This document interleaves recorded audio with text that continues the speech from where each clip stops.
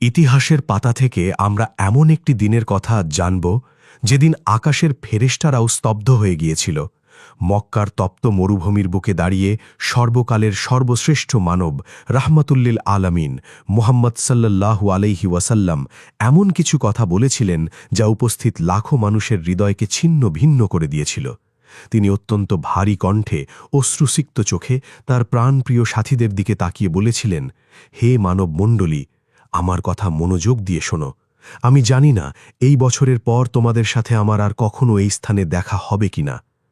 এই একটি মাত্র বাক্য শোনার পর লক্ষাধিক সাহাবীর মাঝে যেন শোকের ছায়া নেমে এসেছিল। তাদের বুক ফেটে কান্না আসছিল। যে নবীকে তারা নিজেদের প্রাণের চেয়েও বেশি ভালোবাসেন, তিনি কি তবে বিদায় নিতে চলেছেন? কি ছিল সেই ঐতিহাসিক ভাষণে? কেন আবু বকর রাদিয়াল্লাহু আনহু হাউমাউ করে কেঁদে উঠেছিলেন? প্রিয় দর্শক, আজকের এই ঈমানদীপ্ত ও আবেগী ভিডিওতে আমরা সেই বিদায় হজ এবং ঐতিহাসিক ভাষণের প্রতিটি মুহূর্তের সাক্ষী হব। ভিডিওটি শুরু করার আগে ইসলামের এই মহান ইতিহাস সবার মাঝে ছড়িয়ে দিতে আমাদের চ্যানেলটি সাবস্ক্রাইব করুন, ভিডিওটিতে একটি লাইক দিন এবং আপনার আপনজনদের সাথে শেয়ার করে দ্বীনের প্রচারে অংশ নিন। চলুন ফিরে যাই 1400 বছর আগের সেই পবিত্র ভূমিতে। দশম হিজরির শুরুর দিকের কথা। মক্কার বিজয়ের পর ইসলামের আলো সমগ্র আরব উপদ্বীপে ছড়িয়ে পড়েছে। দলে দলে মানুষ এসে ইসলামের সুশীতল ছায়ায় আশ্রয় নিচ্ছে। অত্যাচার, অবিচার ও অন্ধকারের যুগ পেরিয়ে আরবের বুকে তখন এক নতুন ভোরের সূচনা হয়েছে। চারিদিকে শান্তির সুবাতাস বইছে। ঠিক সেই সময় মদিনার অলিতে গলিতে হাটে বাজারে একটি খবর বিদ্যুতের বেগে ছড়িয়ে পড়ল। খবরটি হল, আল্লাহর রসুল সাল্লাল্লাহু আলাইহি ওয়াসাল্লাম এই বছর হজ পালনের ইচ্ছা পোষণ করেছেন। এই একটিমাত্র ঘোষণা মদিনার মুসলমানদের মাঝে এক অভূতপূর্ব আবেগ ও আলোড়নের সৃষ্টি করল। নবীজির সাথে হজ করার সুবর্ণ সুযোগ কে হাতছাড়া করতে চায়? যারা বছরের পর বছর ধরে নবীজির সান্নিধ্য পাওয়ার জন্য ব্যাকুল হয়েছিল, তাদের জন্য এটি ছিল এক পরম সৌভাগ্যের হাতছানি। রাসূলুল্লাহ সাল্লাল্লাহু আলাইহি ওয়াসাল্লাম মদিনার বাইরে বিভিন্ন গোত্র ও অঞ্চলে দূত পাঠালেন। বার্তা একটাই, আল্লাহর রসুল হজ করতে যাচ্ছেন। যারা তার সাথে এই পবিত্র যাত্রায় শরিক হতে চায়, তারা যেন মদিনায় এসে সমবেত হয়।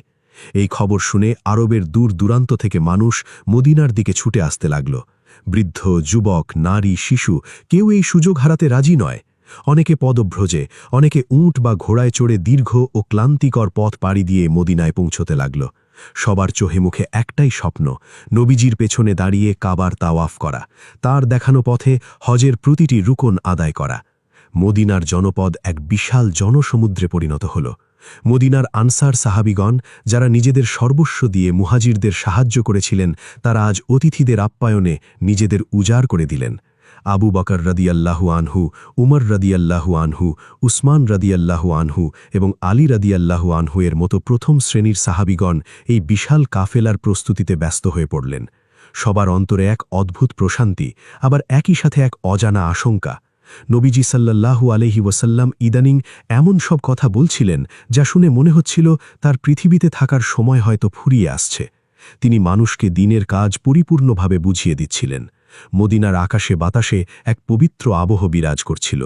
মানুষগুলো নিজেদের পাপ মোচনের আশায়, আল্লাহর সন্তুষ্টি অর্জনের জন্য এবং নবীজির জীবনের সবচেয়ে বড় এই ইবাদতের সাক্ষী হওয়ার জন্য ব্যাকুল হয়ে প্রহর গুনছিল। এটি শুধু একটি সফর ছিল না, এটি ছিল ঈমানের একটি চূড়ান্ত মহড়া, যেখানে লাখো হৃদয় এক আল্লাহর প্রেমে স্পন্দিত হচ্ছিল। জিলকদ মাসের 25 তারিখ। মদিনার আকাশ পরিষ্কার। সূর্য তার তীব্রতা ছড়ানোর আগেই রসূলুল্লাহ সাল্লাল্লাহু আলাইহি ওয়াসাল্লাম গোসল করে সুগন্ধি মেখে ইহরামের কাপড় পরিধান করলেন। দুটি সাদা চাদর, একটি নিম্নাঙ্গে পরার জন্য, অন্যটি শরীরের উপরের অংশে জড়ানোর জন্য। পৃথিবীর শ্রেষ্ঠ মানব, যার জন্য এই গোটা সৃষ্টি জগৎ সৃজিত হয়েছে, তিনি আজ এক সাধারণ ফকিরের বেশে আল্লাহ দরবারে হাজিরা দেওয়ার জন্য প্রস্তুত। তার সাথে তার পবিত্র স্ত্রীগণ ফাতেমা রাদিয়াল্লাহু আনহা এবং অন্যান্য আহলে বাইতের সদস্যরাও প্রস্তুত হলেন। দুপুরের পর নবীজি সাল্লাল্লাহু আলাইহি ওয়াসাল্লাম তার বিখ্যাত উটনী কাসওয়ার পিঠে আরোহণ করলেন। লাখো সাহাবীর এক বিশাল কাফেলা তার পেছনে সারিবদ্ধ হল। এক বর্ণনা মতে প্রায় 1,24,000 বা তারও বেশি সাহাবী এই কাফেলায় অংশ নিয়েছিলেন। মদিনা থেকে বের হয়ে কাফেলা যখন জুল হুলাইফা নামক স্থানে পৌঁছাল, তখন নবীজি সেখানে যাত্রা বিরতি করলেন। এখানেই সবাই হজের আনুষ্ঠানিক নিয়ত করলেন এবং তালবিয়া পাঠ শুরু করলেন। লব্বাইক আল্লাহুম্মা লব্বাইক, লব্বাইকা লা শারীকা লাকা লব্বাইক, ইন্নাল হামদা ওয়ান নি'মাতা লাকা ওয়াল মুলক লা শারীকা লাক। আমি হাজির হে আল্লাহ, আমি হাজির, আমি হাজির, তোমার কোনো শরিক নেই, আমি হাজির। নিশ্চয়ই সমস্ত প্রশংসা, সমস্ত নেয়ামত এবং সমগ্র রাজত্ব কেবলই তোমার, তোমার কোনো শরিক নেই। লাখো কণ্ঠের এই সম্মিলিত তালবিয়া ধ্বনিতে মদিনা থেকে মক্কার বিস্তীর্ণ মরুভূমির আকাশ বাতাস প্রকম্পিত হয়ে উঠল। মরুভূমির বালুকণা, পাহাড় পর্বত যেন সেই ধ্বনির সাথে একাত্ম হয়ে আল্লাহর একত্ববাদের ঘোষণা দিচ্ছিল। এই যাত্রায় কোনো রাজা প্রজার ভেদাভেদ ছিল না। ধনী গরিব, স্বাধীন দাস, আরব অনারব সবাই একই সাদা পোশাকে আবৃত। সবার উদ্দেশ্য এক, সবার রব এক, সবার পথ প্রদর্শক এক। তপ্ত বালুর ওপর দিয়ে দীর্ঘ ৮ দিনের ক্লান্তিকর সফর। দিনের বেলায় প্রখর রোদ আর রাতের বেলায় মরুভূমির হিম শীতল হাওয়া, কিন্তু কোনো কষ্টই সাহাবীদের ঈমানি জজবাকে কমাতে পারল না। তারা নবীজি সাল্লাল্লাহু আলাইহি ওয়াসাল্লামের দিকে তাকিয়ে সব ক্লান্তি ভুলে যেতেন। নবীজি পুরো পথ জুড়ে মানুষকে দিনের বিভিন্ন বিধান শিক্ষা দিচ্ছিলেন। কোথাও থামলে তিনি সাহাবীদের খোঁজ খবর নিতেন, তাদের সাথে খাবার ভাগ করে খেতেন। উমর রাদিয়াল্লাহু আনহু এবং অন্যান্য সাহাবীগণ কড়া পাহারায় থাকতেন, যেন কাফেলার কোনো বিশৃঙ্খলা না হয়। এই যাত্রা ছিল এক আধ্যাত্মিক প্রশিক্ষণ। প্রতিটি পদক্ষেপে তারা আল্লাহর কাছে নিজেদের সঁপে দিচ্ছিলেন, দুনিয়ার মোহ ত্যাগ করে আখেরাতের অনন্ত জীবনের প্রস্তুতি নিচ্ছিলেন। ৪ ধুলজিল হজ, অবশেষে দীর্ঘ প্রতীক্ষার পর বিশাল সেই কাফেলা মক্কার উপখণ্ডে এসে পৌঁছাল। দূর থেকে পবিত্র কাবা শরীফ দেখতে পেয়ে সাহাবীদের চোখে আনন্দ ও আবেগের অশ্রু ঝরে পড়ল। মক্কা, এই সেই মক্কা যেখান থেকে মাত্র ১০ বছর আগে রাতের অন্ধকারে নবীজি সাল্লাল্লাহু আলাইহি ওয়াসাল্লামকে হিজরত করে মদিনায় চলে যেতে হয়েছিল। সেদিন মক্কার কুরাইশরা তাকে হত্যা করার ষড়যন্ত্র করেছিল। আর আজ তিনি এক বিজয়ী বেশে লাখো অনুসারী নিয়ে সেই মক্কায় প্রবেশ করছেন। কিন্তু তার মধ্যে কোনো অহংকার নেই, কোনো দাম্ভিকতা নেই। তিনি উটের পিঠে এতটা মাথা নিচু করে বসেছিলেন যে তার পবিত্র দাড়ি উটের পিঠ স্পর্শ করছিল। তিনি বারবার আল্লাহর শুকরিয়া আদায় করছিলেন। নবীজি তার কাফেলা নিয়ে মসজিদুল হারামে প্রবেশ করলেন। কাবার দিকে তাকিয়ে তিনি দোয়া পড়লেন। এরপর তিনি হাজারে আসওয়াদ বা কালো পাথর চুম্বন করলেন এবং তাওয়াফ শুরু করলেন। তার পেছনে লাখো সাহাবী একই সাথে তাওয়াফ করছেন। সাদা এহরাম পরা লাখো মানুষের এই তাওয়াফ দেখে মনে হচ্ছিল যেন কাবার চারপাশে শ্বেতশুভ্র নদীর স্রোত বয়ে চলেছে। মুহাজির সাহাবীগণ, যারা মক্কায় নিজেদের ঘরবাড়ি সম্পদ সব ফেলে দিনের খাতিরে মদিনায় চলে গিয়েছিলেন, আজ তাদের চোখে বাঁধ ভাঙা কান্না। তারা তাদের জন্মভূমিতে ফিরে এসেছেন, তবে দুনিয়াবি কোনো স্বার্থে নয়, কেবলই আল্লাহর ইবাদতের জন্য। তাওয়াফ শেষে নবীজি মাকামে ইব্রাহিমের পেছনে 2 রাকাত নামাজ আদায় করলেন। এরপর তিনি সাফা ও মারওয়া পাহাড়ের দিকে অগ্রসর হলেন এবং সেখানে সাই করলেন। সাই করার সময় তিনি পাহাড়ের চূড়ায় দাঁড়িয়ে কাবার দিকে মুখ করে আল্লাহর একত্ববাদের ঘোষণা দিলেন। তিনি বললেন, আল্লাহ ছাড়া কোনো মাবুদ নেই, তিনি এক, তার কোনো শরিক নেই, রাজত্ব তারই এবং প্রশংসাও তার, তিনি সব কিছুর উপর ক্ষমতাবান। মক্কার এই প্রতিটি স্থানে জড়িয়ে আছে ইব্রাহিম আলাইহিসসালাম এবং ইসমাইল আলাইহিসসালামের স্মৃতি। নবীজি তার সাহাবীদের সেই ইতিহাস স্মরণ করিয়ে দিচ্ছিলেন। হজের প্রতিটি রুকনের মাধ্যমে তিনি উম্মতকে শিক্ষা দিচ্ছিলেন কিভাবে আল্লাহর কাছে পরিপূর্ণভাবে আত্মসমর্পণ করতে হয়। মক্কার কুরাইশরা, যারা একসময় ইসলামের কট্টর শত্রু ছিল, তারা আজ দূর থেকে এই অভূতপূর্ব দৃশ্য অবাক বিস্ময়ে দেখছিল। তারা বুঝতে পারছিল এই দিন কোনো মানুষের তৈরি নয়, এটি স্বয়ং আসমান ও জমিনের মালিকের পক্ষ থেকে আগত সত্য দিন, যা আজ মানুষের অন্তরে এমনভাবে গেঁথে গেছে যে দুনিয়ার কোনো শক্তি একে আর উপড়ে ফেলতে পারবে না। ৮ই জিলহজ, হজের মূল আনুষ্ঠানিকতা শুরু হবার দিন। এই দিনটিকে ইয়ামুত তারবিয়া বলা হয়। সূর্যোদয়ের পর রসূলুল্লাহ সাল্লাল্লাহু আলাইহি ওয়াসাল্লাম তার লাখো সাহাবীর বিশাল কাফেলা নিয়ে মক্কা থেকে মিনার উদ্দেশ্যে রওয়ানা হলেন। মিনা হল মক্কা থেকে প্রায় ৫ কিলোমিটার দূরের একটি উপত্যকা। সেখানে পৌঁছে তারা জোহর, আসর, মাগরিব, এশা এবং পরদিন ফজর পর্যন্ত মোট ৫ ওয়াক্ত নামাজ আদায় করলেন।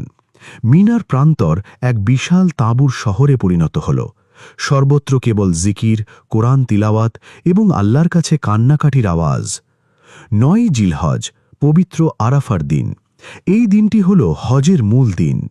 ফজর নামাজের পর সূর্য একটু উপরে উঠলে নবীজি সাল্লাল্লাহু আলাইহি ওয়াসাল্লাম মিনা থেকে আরাফাতের ময়দানের দিকে যাত্রা শুরু করলেন।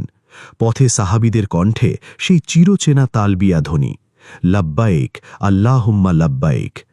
আরাফাতের ময়দান মক্কা থেকে প্রায় ২২ কিলোমিটার দূরের এক বিস্তীর্ণ প্রান্তর। চারদিকে ছোট ছোট পাহাড় দিয়ে ঘেরা এই প্রান্তর আজ লাখো মানুষের পদচারণায় মুখরিত। নবীজি আরাফাতের ময়দানে প্রবেশ না করে প্রথমে নামিরা নামক স্থানে একটি তাঁবুতে অবস্থান করলেন। সূর্য যখন ঠিক মাথার ওপর থেকে পশ্চিম দিকে কিছুটা হেলে পড়ল, তখন তিনি তার উটনি কাসুয়ার পিঠে আরোহণ করে আরাফাতের ময়দানের কেন্দ্রস্থল ওয়াদিয়ে উরানা বা উরানা উপত্যকায় এসে পৌঁছলেন। আরাফাতের এই ময়দান হাসরের ময়দানকে স্মরণ করিয়ে দেয়। চারদিকে কেবল মানুষ আর মানুষ, সবার পরনে কাফনের মতো সাদা দুটি কাপড়। কারোর কোনো পরিচয় নেই, কে রাজা, কে ভিখারি, কে মালিক, কে দাস, সব পরিচয় আজ ধুলায় মিশে গেছে। সবাই আজ আল্লাহর দরবারে একজন সাধারণ মুখাপেক্ষী বান্দা। বিশাল এই জনসমুদ্রের দিকে তাকিয়ে নবীজি সাল্লাল্লাহু আলাইহি ওয়াসাল্লামের অন্তর এক গভীর প্রশান্তিতে ভরে উঠল। যে দিনের দাওয়াত দিতে গিয়ে তাকে তায়েফের ময়দানে রক্তাক্ত হতে হয়েছিল, উহুদের ময়দানে দাঁত মুবারক শহীদ করতে হয়েছিল, আজ সেই দিন লক্ষ মানুষের অন্তরে প্রথিত হয়েছে। নবীজি উটের পিঠে বসেই মানুষের দিকে তাকালেন। তিনি জানতেন এই উম্মতের সাথে তার আর বেশি দিন দেখা হবে না। তাই তিনি আজ এমন কিছু কথা বলবেন যা কিয়ামত পর্যন্ত অনাগত সকল মানুষের জন্য মুক্তির সনদ হয়ে থাকবে। চতুর্দিকে পিন পতন নীরবতা। লাখ চোখ স্থির হয়ে আছে নবীজির নুরানি চেহারার দিকে। বাতাস যেন থমকে দাঁড়িয়েছে। আকাশ থেকে ফেরেশতারাও যেন এই ঐতিহাসিক ভাষণ শোনার জন্য নেমে এসেছেন। শুরু হতে যাচ্ছে মানব ইতিহাসের সর্বশ্রেষ্ঠ এবং সবচেয়ে তাৎপর্যপূর্ণ ভাষণ। আরাফাতের ময়দানের ঠিক মাঝখানে অবস্থিত জাবালে রাহমাত বা রহমতের পাহাড়। এই পাহাড়ের পাদদেশে উরানা উপত্যকার বুকে দাঁড়িয়ে আছে নবীজির উটনি কাসোয়া। চারদিকে ১,২৪,০০০ বা তারও বেশি মানুষের এক বিশাল জনসমুদ্র। দুপুরের প্রখর রোদ মাথার ওপর, মরুভূমির উত্তপ্ত বাতাস বইছে, কিন্তু সেদিকে কারোর কোনো ভ্রুক্ষেপ নেই। সবার দৃষ্টি নিবদ্ধ কেবল একটি মুখের দিকে, আল্লাহর রসূল সাল্লাল্লাহু আলাইহি ওয়াসাল্লাম। নবীজি যখন কথা বলা শুরু করলেন, তখন একটি অদ্ভুত অলৌকিক ঘটনা ঘটল। তার কণ্ঠস্বর কোনো মাইক বা আধুনিক যন্ত্র ছাড়াই লাখ মানুষের কানে স্পষ্টভাবে পৌঁছাতে লাগল। তারপরেও কথাগুলো যেন একেবারে শেষ প্রান্তের মানুষের কাছেও নিখুঁতভাবে পৌঁছায়, সেজন্য নবীজির নির্দেশে রাবিয়া ইবন উমাইয়া ইবন খালাফ রাদিয়াল্লাহু আনহু, যার কণ্ঠস্বর অত্যন্ত উচ্চ এবং জোরালো ছিল, তিনি নবীজির প্রতিটি বাক্য জোরে জোরে পুনরাবৃত্তি করে মানুষের কাছে পৌঁছে দিচ্ছিলেন। নবীজি সাল্লাল্লাহু আলাইহি ওয়াসাল্লাম পরম করুণাময় আল্লাহর প্রশংসা দিয়ে তার ভাষণ শুরু করলেন। এরপর তিনি অত্যন্ত ভারী, আবেগ আপ্লুত কণ্ঠে বললেন, হে মানবমণ্ডলী, আমার কথা মনোযোগ দিয়ে শোনো, কারণ আমি জানি না এই বছরের পর তোমাদের সাথে এই স্থানে আমার আর কখনো দেখা হবে কিনা। এই কথাটি শোনার সাথে সাথে বিশাল জনসমুদ্রে যেন এক শোকের ঢেউ খেলে গেল। সাহাবীদের অন্তর কেঁপে উঠল। তারা বুঝতে পারলেন এটি কোনো সাধারণ ভাষণ নয়, এটি একটি বিদায়ী বার্তা। চোখের কোণে পানি জমতে শুরু করল আবু বকর রাদিয়াল্লাহু আনহু, ওমর রাদিয়াল্লাহু আনহু, উসমান রাদিয়াল্লাহু আনহু এবং আলী রাদিয়াল্লাহু আনহুর মতো বীর সাহাবীদের। যে নবী তাদের অন্ধকার থেকে আলোর পথ দেখিয়েছিলেন, যার হাসিতে তারা হাসতেন, যার বেদনায় তারা কাঁদতেন, তিনি আজ বিদায়ের সুর তুলেছেন। নবীজি তার চারদিকের মানুষের দিকে একবার গভীর দৃষ্টিতে তাকালেন। তিনি তাদের ভালোবাসার তীব্রতা অনুভব করছিলেন। তিনি পুনরায় বলতে শুরু করলেন, হে মানবমণ্ডলী, তোমরা কি জানো আজ কোন দিন, এই মাস কোন মাস, এই শহর কোন শহর?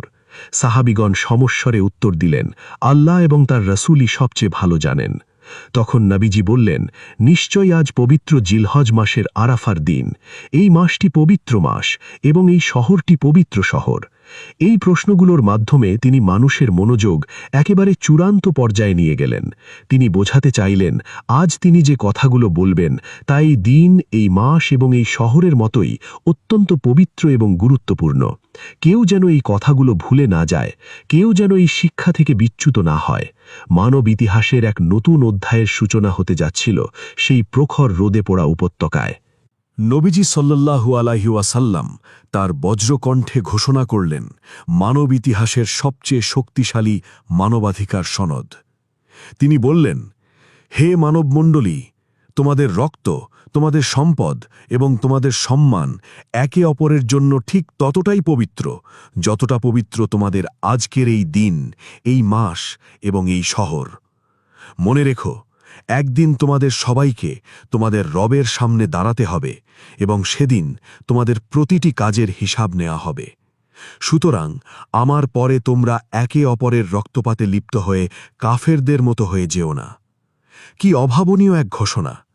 জাহিলিয়াতের যুগে আরবরা সামান্য কারণে একে অপরের রক্ত ঝরাত। যুগ যুগ ধরে চলত বংশীয় রক্তের প্রতিশোধ। আজ সেই সব কিছুর মূলে কুঠারাঘাত করলেন নবীজি। তিনি দৃপ্ত কণ্ঠে বললেন, জেনে রাখো, জাহিলিয়াতের যুগের সব কুসংস্কার, সব অনাচার আজ আমার দুই পায়ের নিচে দলিত মথিত করা হল। জাহিলি যুগের রক্তের দাবি আজ থেকে বাতিল ঘোষণা করা হল। আমি সর্বপ্রথম আমার নিজের বংশের ইবনে রাবিয়া ইবনুল হারিসের রক্তের দাবি বাতিল করছি। এরপর তিনি বর্ণবাদ এবং আভিজাত্যের অহংকারকে চিরতরে সমাহিত করে দিয়ে বললেন, হে মানুষ, তোমাদের সকলের রব একজন, তোমাদের সকলের আদি পিতাও একজন। তোমরা সবাই আদম আলাইহিসসালাম থেকে সৃষ্ট, আর আদম মাটি থেকে সৃষ্ট। অনারবের ওপর কোনো আরবের শ্রেষ্ঠত্ব নেই, আরবের ওপর কোনো অনারবের শ্রেষ্ঠত্ব নেই। সাদা চামড়ার মানুষের ওপর কালো চামড়ার মানুষের কোনো মর্যাদা নেই, কালো চামড়ার মানুষের ওপর সাদা চামড়ার মানুষের কোনো মর্যাদা নেই, একমাত্র তাকওয়া বা আল্লাহ ভীতি ছাড়া। আল্লাহর কাছে সেই ব্যক্তিই সবচেয়ে বেশি মর্যাদাবান যে তাকে সবচেয়ে বেশি ভয় করে। এই কথাগুলো যখন উচ্চারিত হচ্ছিল, তখন পাশে দাঁড়িয়ে থাকা কৃষ্ণাঙ্গ সাহাবী বিলাল রাদিয়াল্লাহু আনহু বা পারস্যের সালমান ফার্সি রাদিয়াল্লাহু আনহুর অন্তর শান্তিতে ভরে উঠছিল। হাজার বছরের বৈষম্যের দেয়াল এক নিমিষেই গুড়িয়ে দিলেন মানবতার শ্রেষ্ঠ শিক্ষক। তিনি বুঝিয়ে দিলেন, ইসলামে উঁচু নিচু, ধনী গরিবের কোনো ভেদাভেদ নেই। একই কাতারে দাঁড়িয়ে যেমন নামাজ পড়া যায়, তেমনি সমাজের প্রতিটি ক্ষেত্রে প্রতিটি মানুষের অধিকার সমান। কোনো আভিজাত্য বা বংশীয় অহংকার কাউকে আল্লাহর কাছে বড় করতে পারবে না, কেবল তার সৎকর্ম ও চরিত্র ছাড়া।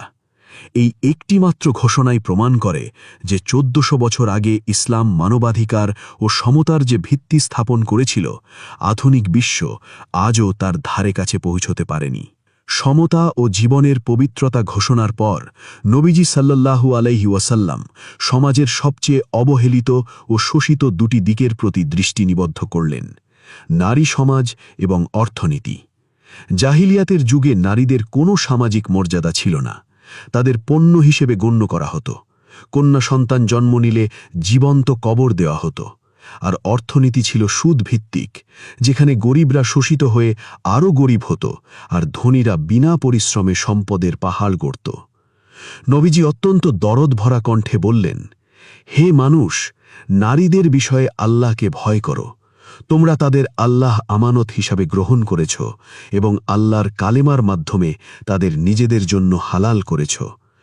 নারীদের ওপর তোমাদের যেমন অধিকার রয়েছে, তোমাদের ওপরও নারীদের ঠিক তেমনি অধিকার রয়েছে।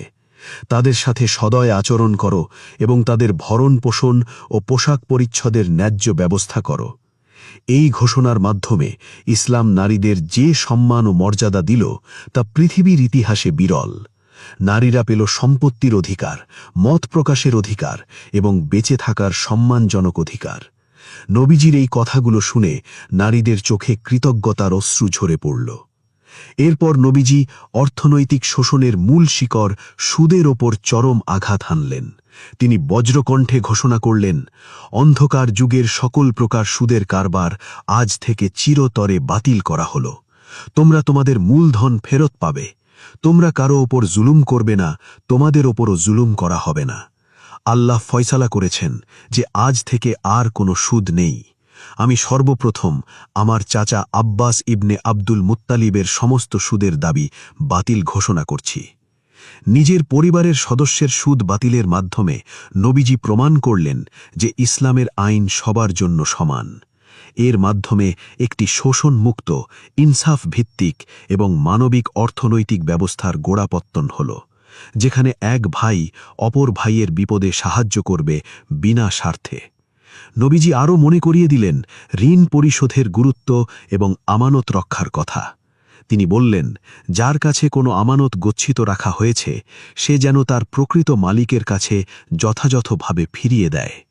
এই প্রতিটি নির্দেশ ছিল একটি সুস্থ, সুন্দর এবং ইনসাফপূর্ণ সমাজ গড়ার চূড়ান্ত দিক নির্দেশনা, যা কিয়ামত পর্যন্ত সমগ্র মানবজাতির জন্য একমাত্র অনুসরণীয় আদর্শ। ভাষণের এক পর্যায়ে নবীজি সাল্লাল্লাহু আলাইহি ওয়াসাল্লাম উম্মতকে শয়তানের প্ররোচনা সম্পর্কে সতর্ক করলেন। তিনি বললেন, হে মানুষ, শয়তান এই পবিত্র ভূমিতে আর কখনো উপাস্য হওয়ার বিষয়ে নিরাশ হয়ে গেছে। কিন্তু তোমরা দৈনন্দিন যেসব ছোটখাটো বিষয়কে তুচ্ছ মনে করো, সেগুলোর ব্যাপারে যদি শয়তানের অনুসরণ করো, তবে সে তাতেই খুশি হবে। সুতরাং তোমাদের দিনের ব্যাপারে শয়তান থেকে সতর্ক থেকো। ঠিক এই সময়ে সেই আরাফাতের ময়দানে জাবালে রহমতের পাদদেশে এক অভাবনীয় ঐশী ঘটনার সূত্রপাত হল। হঠাৎ নবীজির ওপর ওহী নাজিল হতে শুরু করল। ওহীর ভার এতই প্রবল ছিল যে নবীজির উটনি কাসওয়া সেই ভার সইতে না পেরে হাঁটু গেড়ে মাটিতে বসে পড়ল। নবীজির কপাল বেয়ে ঘাম ঝরতে লাগল। জিব্রাইল আলাইহিসসালাম সরাসরি মহান রব্বুল আলামিনের পক্ষ থেকে একটি চূড়ান্ত বাণী নিয়ে এলেন। ওহী নাজিল শেষ হওয়ার পর নবীজি মাথা তুলে কোরআনুল কারিমের সূরা আল মায়েদার ৩ নম্বর আয়াতটি তিলাওয়াত করলেন। আল ইয়াউমা আকমালতু লাকুম দীনাকুম ওয়া আতমামতু আলাইকুম নি'মাতি ওয়া রাদিতু লাকুমুল ইসলামা দীনা। অর্থাৎ, আজ আমি তোমাদের জন্য তোমাদের দিনকে পরিপূর্ণ করে দিলাম, তোমাদের ওপর আমার নেয়ামত সম্পূর্ণ করলাম এবং ইসলামকে তোমাদের জন্য একমাত্র জীবন ব্যবস্থা হিসেবে মনোনীত করলাম। এই আয়াতটি শোনার পর লাখো সাহাবী আনন্দে আত্মহারা হয়ে উঠলেন। তারা মনে করলেন, দিন যেহেতু পরিপূর্ণ হয়ে গেছে, এখন আর কোনো দুঃখ কষ্ট থাকবে না। ইসলাম এখন একটি বিজয়ী শক্তি। চারদিকে যখন আনন্দের বন্যা বইছে, তখন একটি মানুষ, নবীজির সবচেয়ে কাছের বন্ধু আবু বকর সিদ্দিক রাদিয়াল্লাহু আনহু, অঝরে কাঁদতে শুরু করলেন। তার কান্না দেখে উমর রাদিয়াল্লাহু আনহু অবাক হয়ে জিজ্ঞেস করলেন, হে আবু বকর, আপনি কাঁদছেন কেন? আজ তো আনন্দের দিন, আল্লাহ আমাদের দিনকে পরিপূর্ণ করে দিয়েছেন। অশ্রুসিক্ত চোখে, ধরা গলায় আবু বকর রাদিয়াল্লাহু আনহু উত্তর দিলেন, হে উমর, আপনি কি বুঝতে পারছেন না, কোনো জিনিস যখন পরিপূর্ণ হয়ে যায় তখন তার কমার সময় শুরু হয়। দিন পরিপূর্ণ হয়ে গেছে মানে হল নবীজির পৃথিবীতে আসার যে উদ্দেশ্য ছিল তা পূর্ণ হয়ে গেছে। এর মানে হল আল্লাহর রসুল সাল্লাল্লাহু আলাইহি ওয়াসাল্লামের বিদায়ের সময় ঘনিয়ে এসেছে। তিনি আর বেশি দিন আমাদের মাঝে থাকবেন না। আবু বকর রাদিয়াল্লাহু আনহুর এই কথা শুনে উমর রাদিয়াল্লাহু আনহু সহ আশেপাশের অন্যান্য সাহাবীদেরও বুক কেঁপে উঠল। আনন্দের মুহূর্তটি নিমিষেই এক গভীর বিষাদে পরিণত হল। তারা বুঝতে পারলেন, এই আয়াতটি কেবল দিন পরিপূর্ণতার ঘোষণাই নয়, এটি তাদের প্রাণের নবীর বিদায়ের এক প্রচ্ছন্ন ইঙ্গিত। ভাষণের একদম শেষ প্রান্তে এসে নবীজি এক অদ্ভুত কাজ করলেন। তিনি তার সামনে বসা লাখো মানুষের দিকে পূর্ণ দৃষ্টিতে তাকালেন। তার চোখে এক অসীম ভালোবাসা, মায়া এবং একই সাথে এক বিশাল দায়িত্ববোধের ছাপ স্পষ্ট। তিনি জানেন, আল্লাহ দেওয়া দায়িত্ব তিনি তার সর্বস্ব দিয়ে পালন করেছেন, কিন্তু তারপরেও তিনি তার উম্মতের কাছ থেকে সাক্ষ্য নিতে চাইলেন। তিনি আবেগ জড়িত উচ্চ কণ্ঠে জনসমুদ্রের উদ্দেশ্যে প্রশ্ন করলেন, হে মানুষ, কিয়ামতের দিন আল্লাহ তাআলা যখন তোমাদের কাছে আমার সম্পর্কে জিজ্ঞাসা করবেন, তখন তোমরা কি উত্তর দেবে? তোমরা কি বলবে যে আমি তোমাদের কাছে আল্লাহর বাণী পৌঁছে দিয়েছি? 1,25,000 সাহাবীর সেই বিশাল জনসমুদ্র থেকে এক যোগে এক সুরে মেঘের গর্জনের মতো এক বিশাল আওয়াজ প্রতিধ্বনিত হল। তারা সমস্বরে বলে উঠলেন, নাশহাদু আন্নাকা কাদ বাল্লাগতা ওয়া আদ্দাইতা ওয়া নাসাহতা, অর্থাৎ আমরা সাক্ষ্য দিচ্ছি যে নিশ্চয়ই আপনি আল্লাহর পয়গাম আমাদের কাছে নিখুঁতভাবে পৌঁছে দিয়েছেন, আপনি আপনার ওপর অর্পিত দায়িত্ব যথাযথভাবে পালন করেছেন এবং উম্মতের চরম কল্যাণ কামনা করেছেন। লাখো সাহাবীর এই সম্মিলিত গর্জনে আরাফাতের আকাশ বাতাস প্রকম্পিত হয়ে উঠল। অনেকের চোখ দিয়ে অঝরে পানি ঝরছিল। তারা চিৎকার করে সাক্ষ্য দিচ্ছিলেন তাদের প্রিয় নবীর পক্ষে। এই সাক্ষ্য শুনে নবীজি অত্যন্ত আবেগ প্লাবিত হয়ে পড়লেন। তিনি তার শাহাদাত আঙুলটি আকাশের দিকে তুললেন এবং তারপর জনসমুদ্রের দিকে ইশারা করে 3 বার বললেন, আল্লাহুম্মা শাহাদ, আল্লাহুম্মা শাহাদ, আল্লাহুম্মা শাহাদ, অর্থাৎ হে আল্লাহ তুমি সাক্ষী থাকো, হে আল্লাহ তুমি সাক্ষী থাকো, হে আল্লাহ তুমি সাক্ষী থাকো। তোমার বান্দারা আজ আমার পক্ষে সাক্ষ্য দিচ্ছে যে আমি আমার দায়িত্ব পালন করেছি। এই দৃশ্যটি ছিল মানব ইতিহাসের অন্যতম শ্রেষ্ঠ এবং আবেগময় দৃশ্য।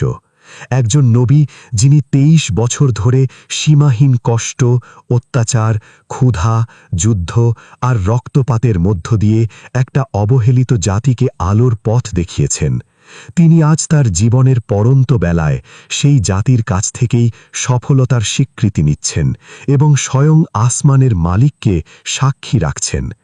এই মুহূর্তটি প্রমাণ করে যে নবীজি সাল্লাল্লাহু আলাইহি ওয়াসাল্লাম তার উম্মতকে কতটা গভীরভাবে ভালোবাসতেন এবং আল্লাহ দেওয়া আমানত রক্ষায় তিনি কতটা নিখুঁত ও যত্নশীল ছিলেন। সাক্ষ্য গ্রহণের পর নবীজি সাল্লাল্লাহু আলাইহি ওয়াসাল্লাম তার ভাষণের সর্বশেষ এবং সবচেয়ে গুরুত্বপূর্ণ দিক নির্দেশনাটি দিলেন। তিনি বললেন, আমি তোমাদের মাঝে 2টি জিনিস রেখে যাচ্ছি। যতদিন তোমরা এই 2টি জিনিসকে শক্তভাবে আঁকড়ে ধরে রাখবে, ততদিন তোমরা কখনোই পথভ্রষ্ট হবে না। সেই 2টি জিনিস হল আল্লাহর কিতাব বা কোরআন এবং তার রাসূলের সুন্নাহ। এরপর তিনি উপস্থিত সবাইকে নির্দেশ দিলেন, আজ যারা এখানে উপস্থিত আছো তারা যেন এই কথাগুলো তাদের কাছে পৌঁছে দেয় যারা এখানে উপস্থিত নেই। এর মানে হল দ্বীনের দাওয়াতের কাজ, সত্যকে মানুষের কাছে পৌঁছে দেওয়ার দায়িত্ব নবীজি তার উম্মতের ঘাড়ে অর্পণ করে গেলেন। সূর্য পশ্চিম আকাশে হেলে পড়ার সাথে সাথে নবীজি তার ভাষণ শেষ করলেন। হজের অন্যান্য আনুষ্ঠানিকতা শেষ করে তিনি যখন মদিনায় ফিরে এলেন, তখন সাহাবীদের অন্তরে এক অজানা ভয় কাজ করছিল। আসলেই বিদায় হজের মাত্র 81 দিন পর রবিউল আউয়াল মাসে সমগ্র পৃথিবীকে কাঁদিয়ে উম্মতকে এতিম করে দিয়ে সর্বশ্রেষ্ঠ মানব মুহাম্মদ সাল্লাল্লাহু আলাইহি ওয়াসাল্লাম তার রবের ডাকে সাড়া দিয়ে এই নশ্বর পৃথিবী থেকে বিদায় গ্রহণ করেন। ইন্না লিল্লাহি ওয়া ইন্না ইলাইহি রাজিউন। যে মদিনা তার আগমনে আনন্দে আত্মহারা হয়েছিল, সেই মদিনা তার বিদায় শোকে স্তব্ধ হয়ে গেল। কিন্তু তিনি চলে গেলেও তার রেখে যাওয়া